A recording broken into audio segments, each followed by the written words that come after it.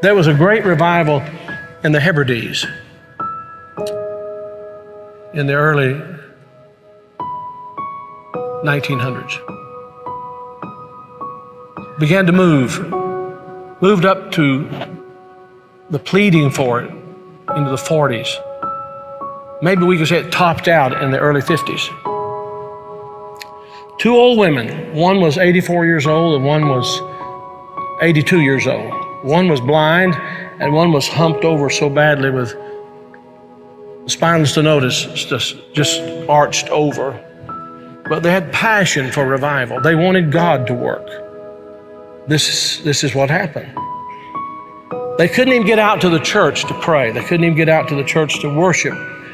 Their house became a place to meet. People came in. They got so passionate about revival coming to their Isle, the Isle of Lewis.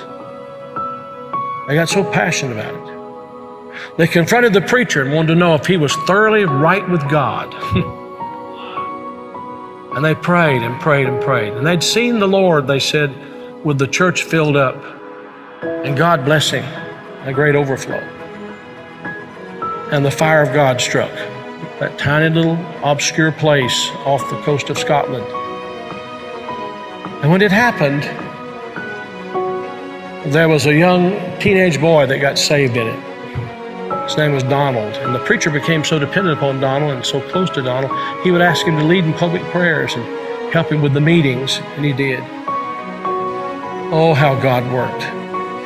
People began to hear about it, and the revival fire spread.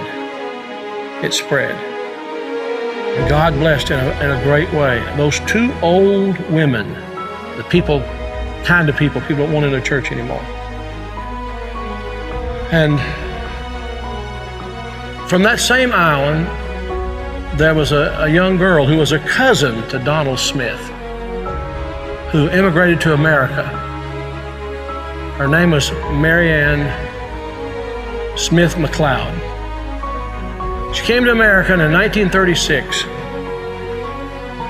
She met a man named Fred, and they were married. They fell in love. They were married. God blessed in a great way. And those old women were her aunts. And they came out of that fiery revival, They really experienced revival. And they sent a Bible, a copy of the Word of God that had been used in a special way in that revival, to Mary Ann.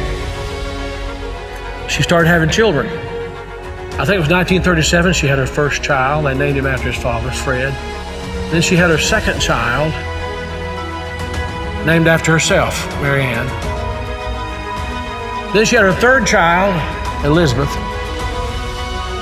Then she had her fourth child, and she was so impacted by this teenage boy God had used in that revival of the Hebrides. She named him Donald. And she gave him that Bible, the Hebrides Revival Bible. He was born in 1946. He's now the 45th President of the United States. And that revival Bible is in the Oval Office. I'm saying to you, I don't know how, why, I don't know how it all comes together. But I believe God is putting some things together to give us just a window. If he could find some open people who know what the window's for. Can this be the time the window's open? Providentially, God has prepared the moment, and we will become the people of prayer, pleading with God. This is a plea. Will thou not revive us again? Will you be a part of that? Will you?